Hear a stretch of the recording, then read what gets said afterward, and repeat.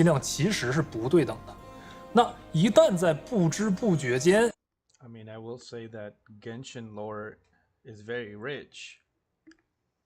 And they've put a lot of work into it. But it's hard to follow.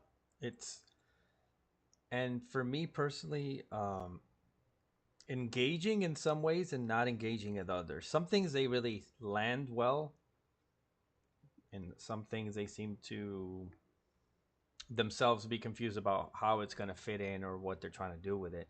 A lot of the stuff they're derived from mythologies, and I've always loved mythology, so that's what makes it interesting.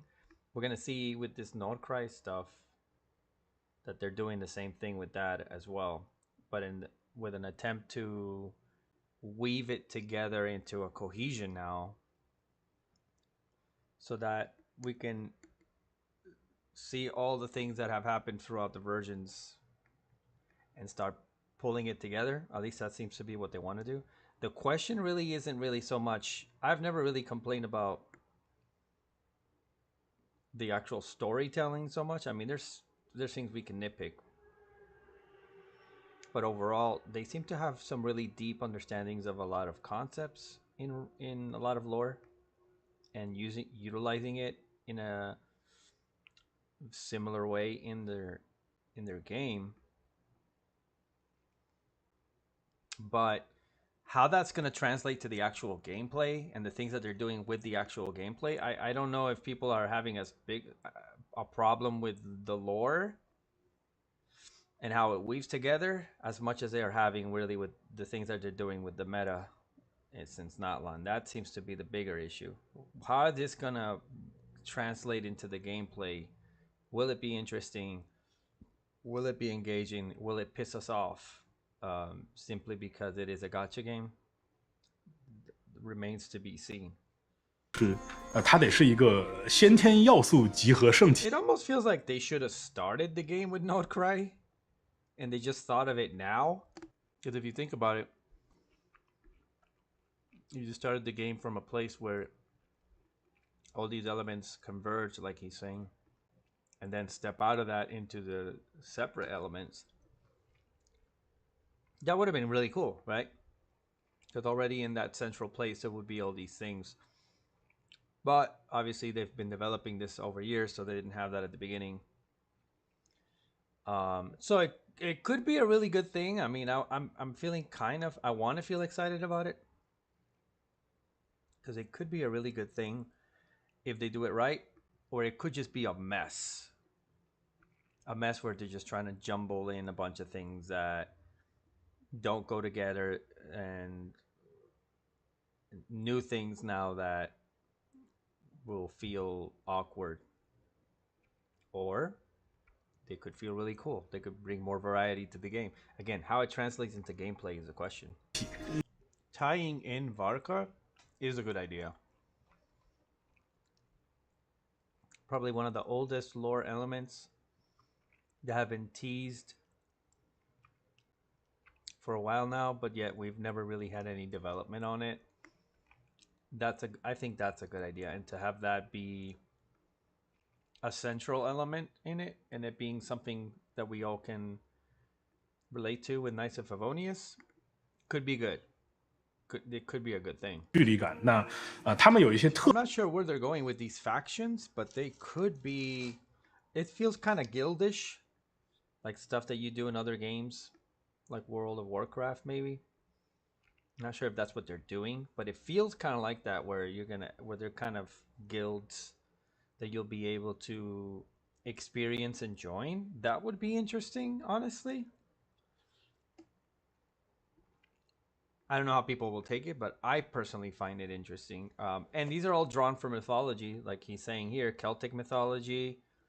The Wild Hunt is Nordic mythology, and that makes it always more appealing, I think. 那其实我们随着这5年多的内容更新， I mean, they clearly were going for a more medieval sense of creating the world, and it just evolved from that. So this is kind of a cope, but 我们有陆陆续续的给玩家展示。那我当时就在想，我说 I don't know. 原 I mean, they introduced a lot of things that they wanted to make quality of life changes, find ways for us to earn more primo gems, right?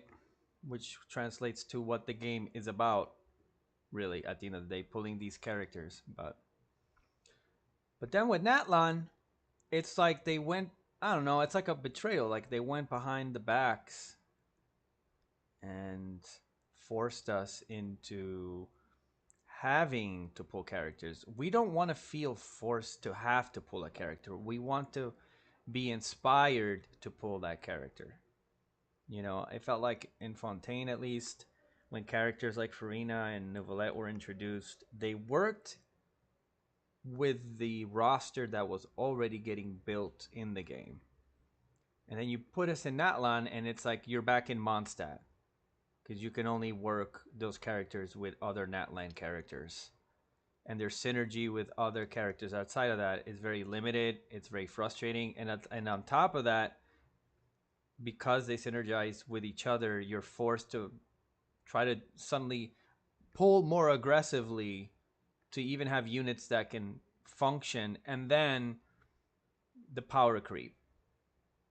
So you backstab us. You made it seem like you care about the players and that rapport that you're talking about, and making sure that that continues and that the information gap is reduced.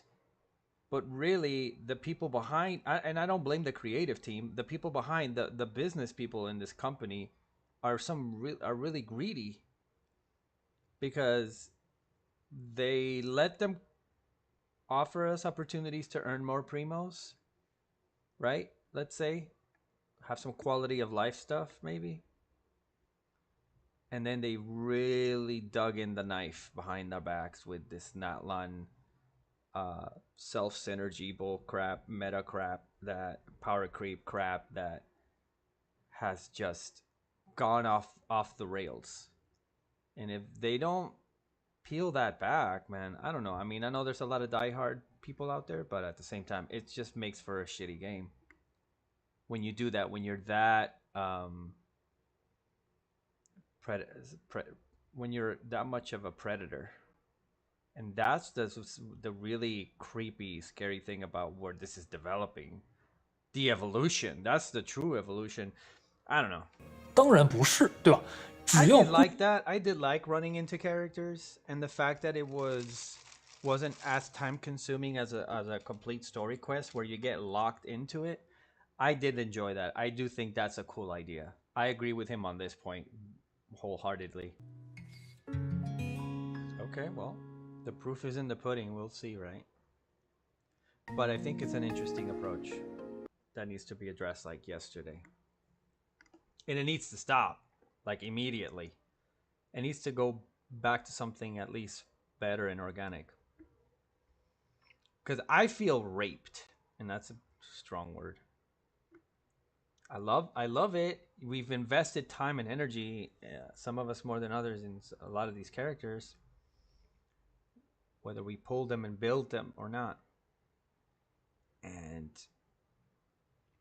to have that ripped away from you by the power creep and by how they're messing with the meta, the HP inflation, it's very disillusioning. I've almost rage quit this game, I think at least 5 times very recently. And it's always because of this particular issue. I feel that it's sad. I feel that the game developers are trying to create something creative within the limitations of what they started with.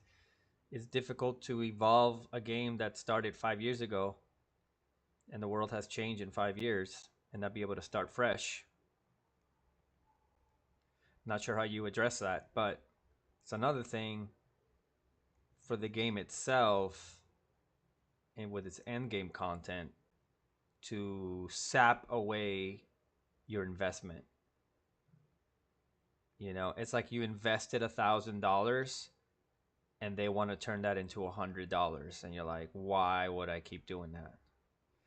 And that's the main thing that Genshin's going to have to address, I think, if they want to if they want to grow. I don't know what they want to do. I mean, obviously they want to make money.